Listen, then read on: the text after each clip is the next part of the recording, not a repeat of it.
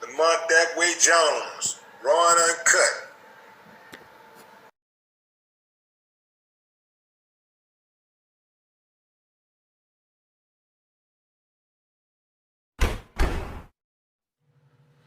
Yo, yo, yo, yo.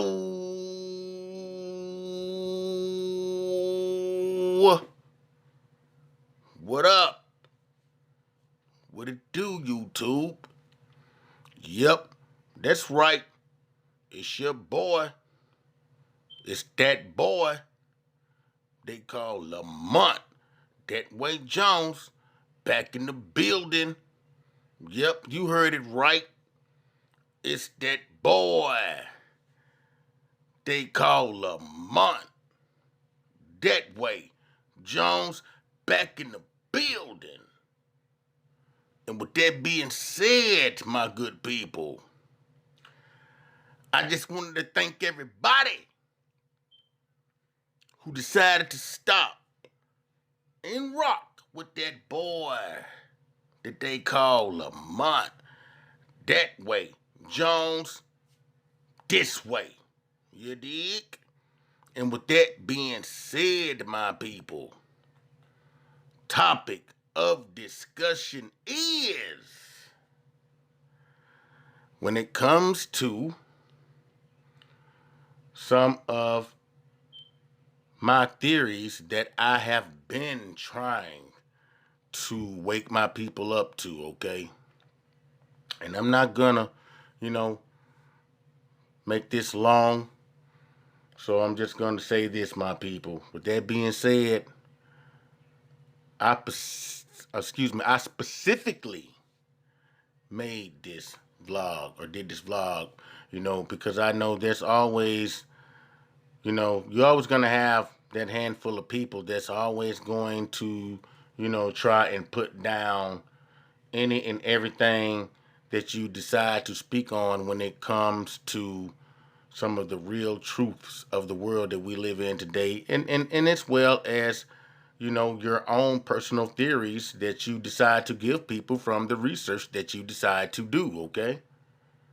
And the reason I'm saying that is this: I'm not going to give out any information to my people on my channel if I haven't did the research on it. You know why? Because that would be just like the blind leading the blind. Why would I feel like, and also it would be a waste of time for me to just jump on here and just talk about things or give my people information on some of the things that I've just heard and decided to go off of. See, I don't operate like that, okay? Let's get that understood. Anyway, my people, I'm about to enlighten some of the people, and if you're new to this channel and feel like that you gain any type of knowledge or wisdom or any type of information that you felt like that pretty much awakened you mentally, make sure you like and subscribe to the channel, okay? Anyway, my people, with that being said, I did this particular vlog to prove all the people who has ever doubted anything that I have said that they felt like was a conspiracy theory, okay? This is one of the main reasons why I decided to do this vlog. And with no further ado, my people, no further ado, make sure that you guys pay close attention. And if you are one of the people that are familiar or that is familiar with any of my videos, this video will not be a surprise to you once you decide to watch this video. You dig? Anyway, you guys, with that being said, check out this information that I've been trying to tell people, put people up on. Okay? I want you guys to take this information I'm about to give, and if you are that type of person that always has felt like, like I said, I didn't have a clue, or I was just, talking to be talking, this video is strictly for you. With that being said, my good people, welcome to the Lamont Datway Jones Show. You dig? One of the world's most accomplished innovators took to a public stage 5 years ago, warning about pandemics. It all sounds quite prescient now to hear Bill Gates' advice then. If anything kills over 10 million people in the next few decades, it's most likely to be a highly infectious virus rather than a war. We have invested a huge amount in nuclear deterrence, but we've actually invested very little in a system to stop an epidemic. We're not ready for the next epidemic. That was 2015. Gates going public with the evidence showing the U.S. was not ready for this kind of pandemic. So as part of our ongoing special coverage, right now we turn to our report on these warnings, what they reveal about the U.S. response today, and more critically, how they can inform our approach in the future and potentially save lives. Of all the experts out there in areas ranging from medicine to disaster prep, Bill Gates excelled in several critical fields: computer innovation, which requires original thinking; business, which excels on ruthless execution; and then his current chapter, public health philanthropy, where Gates takes on all kinds of medical challenges around the world with both his skills and his money. Gates became the richest person in the world by leading a tech revolution, and he became increasingly famous as a nerd with a can-do spirit. Here he was on David Letterman back in 1995, sporting a hard hat and lab coat. Things that you've designed for the house that really you're very excited about? Well, I've got a trampoline room that I can go and use. A trampoline room. That's right. This is like an actual trampoline or like a computer trampoline? Non-virtual. Trampolines are not the item many billionaires brag about buying, but Gates isn't the typical billionaire, and he's different in ways that are especially relevant now. Take his intellectual hunger. The young entrepreneur once recounted how he vacationed only about once a year and used that time to dig into obscure academic research. Most of us, Bill says that he escapes the office about once a year, but that's where the similarities end. I spend at least a week a year where I go off and just read people's PhD theses and new things that are going on in the field. You got to read those PhD theses. This is one reason that Gates has seen around so many corners. He reads ahead into the research to see where things might go. And now that he does philanthropy full time, he's been deploying his money and platform to press challenges that some corporations and governments don't get around to tackling. The Gates Foundation presents ideas, papers, and money, as you've probably seen, to governments around the world. And Gates has had his own run-ins with Donald Trump. At one foundation meeting, Gates recounted a classic story where Trump was attending a horse show in Florida. Gates' daughter was there too. And she noticed that Trump took an extra car ride to leave the area so he could make one of his special helicopter entrances at the event. This is footage MSNBC's Chris Hayes first reported. Like 20 minutes later, he flew in a helicopter to the same place. So clearly he had been driven away, but he wanted to make a grand entrance in a helicopter. Now, whatever Gates thought of Donald Trump's attempts to impress, Bill Gates still took the opportunities, controversial or not, to advocate pandemic policy with Donald Trump. Here they were at Trump Tower right after Trump's election in December 2016. Gates explaining he was pushing science and health policies at that very meeting. I'm at Trump Tower, I said, hey, science and innovation is a great thing. You should be a leader who drives innovation. And that conversation was about a broad set of things in energy, in health, in education. All kinds of ideas. Few get a private audience with the president. And while Bill Gates is not out here telling everyone, I told you so, the evidence shows that in many ways, he did. Listen to Gates' prescient warnings from 2015. Get going, because time is not on our side. In fact, if there's one positive thing that can come out of the Ebola epidemic. It's that it can serve as an early warning, a wake-up call to get ready. If we start now, we can be ready for the next epidemic. It was time to get ready. Many governments didn't listen or didn't want to spend the money. Gates specifically outlining the type of potential virus that would be most infectious. Notice how it eerily predicts parts of COVID transmission. They have a virus where people feel well enough while they're infectious that they get on a plane or they go to a market. You yourself can be carrying it. You might not even know it. That'd be the worst thing in the world, is to go to church to worship and to sit next to someone and infect them. Was crucial knowledge, and regardless of the saying that you may have heard, knowledge actually is not always power. It really depends what people do with knowledge. Gates took his knowledge and he went back to meet with Donald Trump again. In 2018, he advocated the Trump administration get serious and back a universal flu vaccine. He tried to prod the president with a kind of flattery, saying a universal flu vaccine could be kicked off and energized by you, Mr. President. What a great legacy. Now, Gates later said Trump sounded interested, but there wasn't much progress. We can tell you by September of last year, Trump signed an executive order that created a flu vaccine task force, but it was headed by someone already on the job, Health Secretary Azar, and that effort didn't come with any legislation, let alone any new money to prepare for pandemics.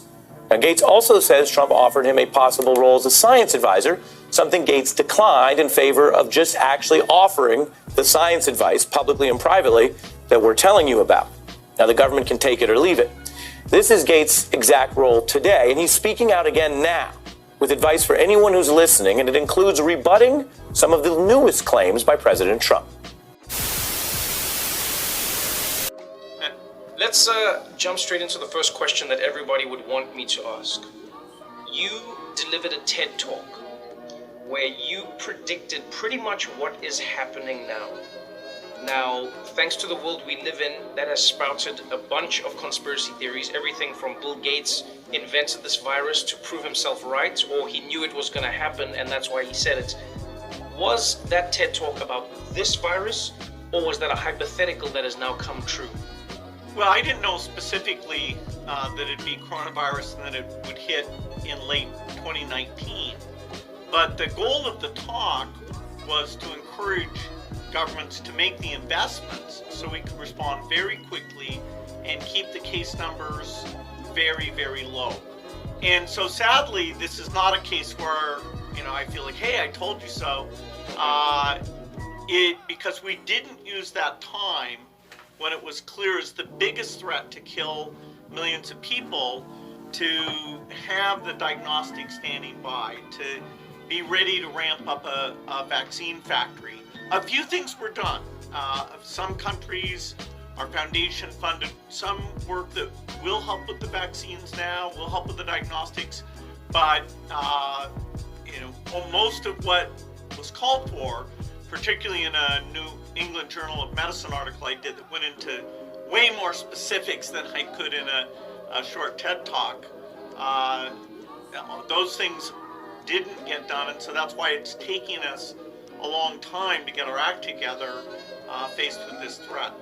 Here's a question I have as an individual. How is it that you, as a non-government, knew this information and knew that it needed to be acted on, and governments and organizations that are specifically tasked with protecting people from this very thing either didn't have the information or ignored it? What do you think happened there? Because I know you interact with governments, you talk to organizations like the CDC, like the WHO. What went wrong? Well, there are lots of individuals who were as worried as I was. People like Dr. Fauci, who've been through various epidemics. And so when we had Ebola, Zika, SARS, MERS, we were lucky that they didn't transmit very easily. They weren't these respiratory viruses where somebody who's not very symptomatic and is still walking around can spread the disease in some cases to literally dozens of people. So the respiratory transmission, particularly because world travel is so intense, that's where I show the simulation in that speech and say, this keeps me up at night more than even war, which is no small thing. And yet, in terms of being systematic about, okay, let's run a simulation and see how would we reach out to the private sector for tests or ventilators, and what kind of quarantine would we do? And as we enter into this, we haven't practiced at all. And so you can see it's, every state is being forced to figure things out on their own. And it's very ad hoc. It's not like when a war comes and we've done, 20 simulations of various types of threats, and we've made sure that the training, communications, logistics, all those pieces fall into place very rapidly. You are in an interesting position where in many ways you are an expert on this topic because of the work that you now do in philanthropy. Your goal has been to eradicate malaria across the globe, focusing in Africa. You work with infectious disease, you work with experts in and around infectious disease. When you look at the coronavirus as it stands now, it's happened, leaders acted late, but what do you think needs to be done going forward? You wrote an interesting op-ed about this, but what do you think we need to do from the ground up, from the people to the leaders to the private sector? Well, the main tools we have right now are the behavioral change, the social distancing, which often means staying at home most of the time, and the testing capacity to identify who in particular needs to get isolated, and then testing their contacts to make sure that we can catch it so early that a lot of people who get sick don't infect anyone else. Now, so our foundation is engaged in projecting what's going to go on, the modeling. Our partner IHME is, telling each state what they should think about in terms of ventilators and capacity. Further on out, the work we're doing now to find a therapeutic, a drug to reduce the disease, to cut the deaths down. We're hopeful that even in 6 months, some of those will have been approved. But the ultimate solution, the only thing that really lets us go back completely to normal and feel good about sitting in a stadium with lots of other people, is to create a vaccine and not just take care of our country, but take that vaccine out to the global population, and so that we have vast immunity, and this thing, no matter what, isn't going to spread in large numbers. Earlier this year, the Gates Foundation gave $100 million towards fighting this virus. What specifically is that money doing to help Americans right now? Yeah, our foundation works a lot on diagnostics and vaccines, and understanding how to make new vaccines, make them in large quantity. That's what we're doing all the time. That's caused us to understand about this pandemic risk and talk about it going back a long time. When this particular virus hit, we saw that getting the testing capacity up very rapidly would be very, very key. And so there's a number of companies we work with on that. I've done conference calls with the drug companies, talked with the diagnostic companies, to really get this response so that we can see what's going on. Testing is important, drugs to reduce the disease, so we created the therapeutics accelerator for that, and then we're working closely with the vaccine companies, and they're the ones, although it's probably 18 months or so, they're the ones that can really get things back to where we're not worried about large public gatherings. You think it's 18 months at the soonest? Well, if everything went perfectly, you could do somewhat better than that, but I wouldn't want to create an expectation for something quicker. We've got to make sure it's safe. We have to build up the manufacturing capacity. And, our team, who's experts in vaccines, works with Dr. Fauci and his team, and I think we've got a very common message about the work that needs to be done there. Where do you think money needs to go most critically first at this point in time? Well, the critical supplies, the ventilators, the masks, the protective equipment, obviously that is the most urgent thing to help the healthcare personnel. The testing capacity so that somebody knows within 24 hours, if they're at all symptomatic, we should get them a home test. 24 hours later, they should know for sure so that they can isolate themselves completely and not have that infection lead to many other infections. Over time, it's going to be building for all the vaccine constructs that there's 7 or more that look promising. We'll probably have to build factories in parallel with testing the safety and efficacy, knowing that only probably 2 of the vaccines will be the ones we go ahead with. So it's risky, but it's so important to get not just hundreds of millions, but literally billions of those vaccines, because this is a global problem. And although the US has got the most cases right now, as time goes on, the developing countries where isolation is more difficult and the health system is very weak, sadly, they're most likely to experience the most pain of all as this goes global. You've been saying for a long time that we're not prioritizing testing. Who should be leading the way here? Well, the federal government needs to set the priorities, because we have a lot of people who are just worried who would like to get a test, and if we had infinite capacity, that would be great.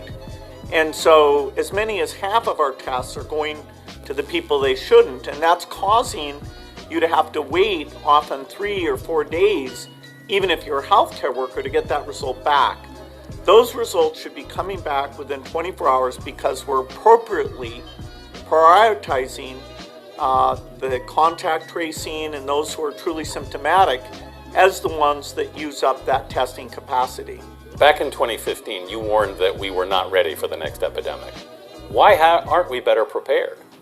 Well, in fact, very little investment was made into, for example, being able to ramp up diagnostic capacity very quickly. And so we could have done work from 2015 or even earlier to do that. Likewise, the ability to make the antiviral drugs, to make the antibodies, to make the vaccines. Our foundation and some other governments did work on some new vaccine platforms, which are the most promising that are being accelerated here during this epidemic. But, sadly, because you can't estimate the risk, and it was something I was, trying to talk about and, thought we had some engagement on, but then actually the personnel in this area were cut back. So, I think this time people understand that this is a trillions of dollars event. It's going to be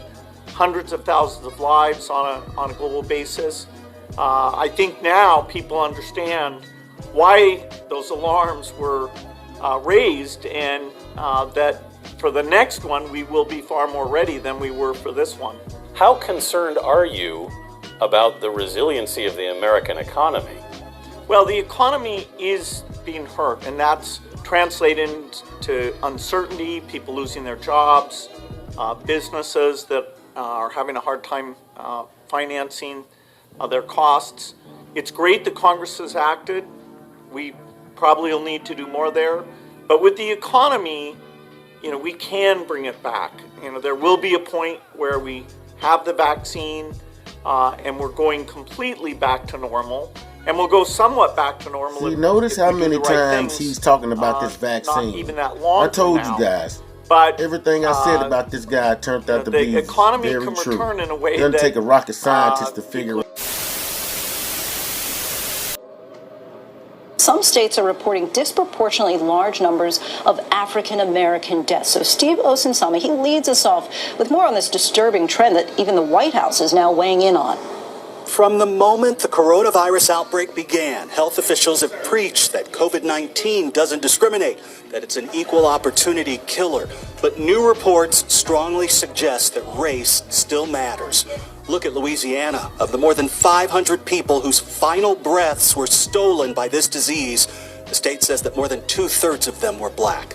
Disturbingly, this information is going to show you that slightly more than 70% of all the deaths in Louisiana are of African Americans. And so that deserves more attention, and we're going to have to dig into that and see what we can do. to slow that trend down. In Chicago, the numbers fall the same. Most of the people who've gotten sick or died are people of color. Nearly 70% of all COVID-19 deaths in the city are African American. The city says that's nearly 6 times more fatal than what's being seen by their white neighbors. Those numbers take your breath away. They really do. This is a call to action moment for all of us. When we talk about equity and inclusion, they're not just nice notions. They are an imperative that we must embrace as a city. On Chicago's West Side, Reverend Marshall Hatch says it's been a tough few weeks.